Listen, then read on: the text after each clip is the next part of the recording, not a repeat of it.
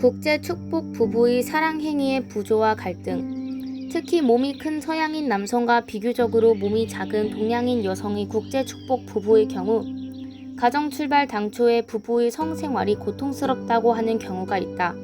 여성의 성기는 출산할 때 태아가 통과하는 산도가 된다는 것으로도 알 수 있는 것과 같이 하나님의 창조에 의하여 굉장한 신축성을 지니고 있다.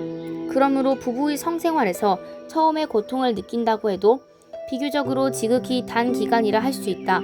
또한 국제축복 부부는 긴 일생 동안의 부부 생활의 행복과 좋은 자녀가 태어날 것을 고려하여 매칭되었다. 그렇기 때문에 처음엔 고생이 많을지 모르지만 여러 의미에서 세월과 함께 보다 훌륭하게 되고 기쁨의 규모도 동일 민족 간의 축복 부부보다 클 가능성이 많다.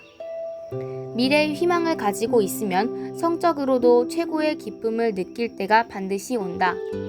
또한 동양인의 남성의 성기는 유전적으로도 서양인의 남성의 성기보다도 평균적으로 작다. 그래서 외소 콤플렉스를 가지고 서양인 여성과의 국제 결혼을 피하려고 하는 동양인 남성이 있을지도 모른다.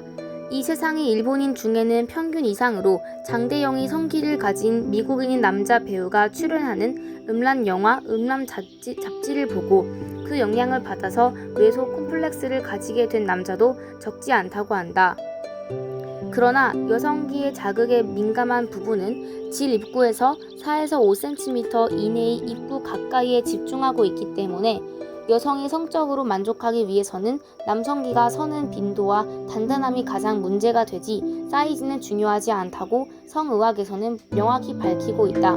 작은 고추는 맵다고 하는 한국의 옛날 속담도 있듯이 같은 나라끼리의 결혼이라도 남성기의 사이즈는 중요한 문제가 아니다. 남성기의 사이즈의 문제는 남성의 성 고민의 상위에 항상 랭크되어 있는데 전혀 불필요한 걱정이다. 결론적으로 말해서 부부에게 진실한 사랑만 있으면 성 문제는 모두 협조하여 해결할 수 있다. 또한 국제교차 축복은 양국 간의 조상의 죄나 잘못을 탕감복귀하는 섭리적인 의미가 있기 때문에 처음에는 여러 가지 고통을 느끼는 경우가 있다. 그러나 잠시 있다가 탕감 기간이 지나가면 부부가 같이 기쁨 속에서 감사하고 사랑할 때가 온다. 그것을 확신하고 노력하는 것이 중요하다. 원수 국가 간의 국제교차 축복의 경우에는 부부 생활 자체가 탕감복귀의 싸움터가 되기 때문에 승리하면 하나님께 더 큰 기쁨을 드리는 자리가 되기도 한다. 또 한일 일한 축복 가정 부부는 청평수련원에 가서 붙어있는 한이 많은 영을 완전히 분립하는 것이 절대적으로 중요하다고 대모님께서는 말씀하고 계신다.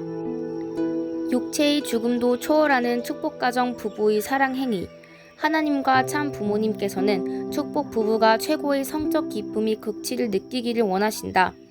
축복 부부의 사랑 행위는 하나님과 참 부모님의 축복을 받았기 때문에 하나님과 참 부모님에 대한 절대 신앙, 절대 사랑, 절대 복종이 있으면 불감증이나 냉감증의 축복 부인이라도 언젠가는 반드시 성의 기쁨, 성적 절정감을 느낄 수 있다.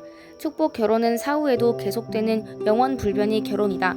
그렇기 때문에 절대적인 1대1이 깨끗한 참사랑을 실존하는 축복 가정 부부는 한쪽이 사별하여 부부가 영계와 육계에 떨어져 있어도 부부로서 성적으로 사랑하고 성적 쾌감이나 절정감을 느끼고 있다는 증언이 최근 잇따라 발표되고 있다. 영계와 지상계가 하나 되는 실체적인 성약 완성 시대를 맞이한 시대적 혜택 덕분이다. 또 부부가 사별하여 영계와 지상계에 떨어져 있어도 부부로서 사랑 행위를 하고 성의 기쁨을 완전히 느낄 수 있는 시대가 되었기 때문에 위로 축복은 필요 없는 시대가 되었다. 위로 축복은 축복을 받은 배우자가 일찍 승화하여 지상에 남은 남편 또는 아내가 마찬가지로 배우자가 승화하여 같은 경우에 있는 이성과 지상 생활의 편의를 위해서 재축복을 받는 것을 의미한다. 위로 축복은 일시 중단되었다가 2006년 11월 21일 참 자녀의 날에 다시 허가가 나왔다. 위로 축복을 받은 부부는 승화해서 영계에 가면 처음 축복받은 배우자와 다시 합치게 되어 있다. 다음에 인용하는 내용은 남편이 아프리카의 탄자니아에서 해외 선교 중 순교한 사사모토 지에코시의 간증의 일부이다. 그 후 작년 5월 1일 통일교회 창립 40주년 기념일에 남편인 마사키 씨가 참 부모님으로부터 표창을 받는 은혜를 받았습니다. 나는 마사키 씨를 대신하여 그 표창식 자리에 임하기 위해 40시간 금식과 냉수 목욕의 조건을 세우고 그 은사의 자리에 임했습니다. 나는 평생 한 번이라도 좋으니 참부모님께서 악수해 주시기를 바랬습니다. 내가 참부모님 앞에 표창을 받으려고 나가려는 순간 마사키 씨가 내 몸속에 들어와서 오열했습니다. 그러니까 마사키 씨는 내 몸 안에서 오열하면서 부모님으로부터 상을 받았던 것입니다. 그날은 영계에서도 흥지님을 중심으로 대축하연이 열렸다는 것을 간증을 통해서 들었습니다.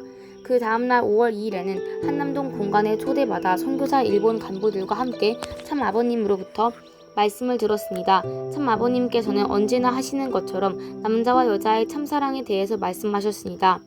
그때 나는 문득 마음속에서 나는 남편과 한 달밖에 부부 생활을 하지 않았기 때문에 가장 소중한 사랑의 기쁨이 세계를 잘 모르겠습니다 라고 참 아버님께 말씀드렸습니다.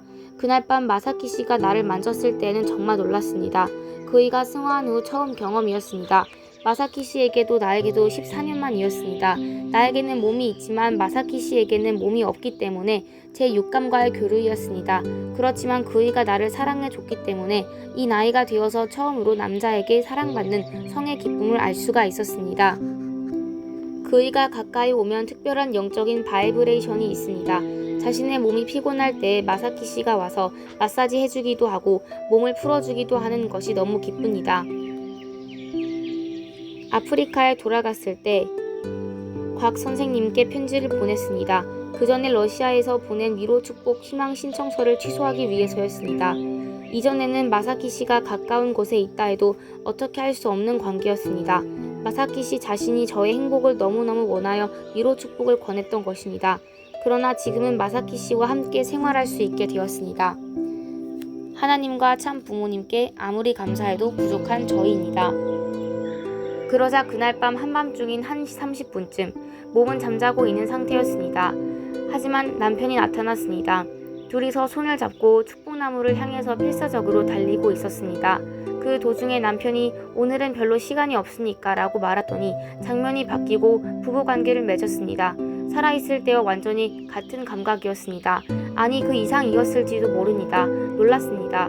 원리강론 중에 지상인이 영인과 결혼을 한다고 하는 내용이 있는데 정말로 그것을 알 수 있었습니다. 그러한 간증도 들어본 적이 있었지만 설마 자신이 체험하다니 놀라움과 감동으로 눈물이 나왔습니다. 하나님께서 만나게 해주신 것입니다. 앞으로 더욱 자신의 영인체를 연마하고 영분립을 하고 영적으로 민감해진다면 남편을 더 만날 수 있을 거라는 희망을 가졌습니다. 선문대학교 김홍수 교목이 선문대학교 아산캠퍼스 가정교회의 1999년 5월 2일 주일 예배 설교에서 말씀하신 단독 축복, 영육계 축복을 받은 할머니와 죽은 남편이 영인체와의 부부 생활에 대한 내용을 요약해서 다음에 소개하겠다. 이 이야기는 1998년 12월 청평에서 천지 축복, 영육계 축복을 받은 78세 할머니 집을 방문해서 들은 간증입니다. 이 할머니는 축복식에 참가하기 전에 40일간이 냉수욕을 해서 열심히 기도하고 준비했다고 합니다. 이 할머니의 남편은 약 40년 전에 돌아가셨다고 합니다. 그러나 축복을 받은 후 어느 날 밤 영계의 남편이 자고 있는 자기에게 와서 부부로서의 사랑의 행위를 할 수 있었고 여자로서의 성적인 기쁨과 절정감을 40년 만에 느낄 수 있었다는 것입니다. 그날 밤 잠을 깨보니 자신의 속옷이 애액으로 흠뻑 젖어있는 것을 발견했다고 합니다.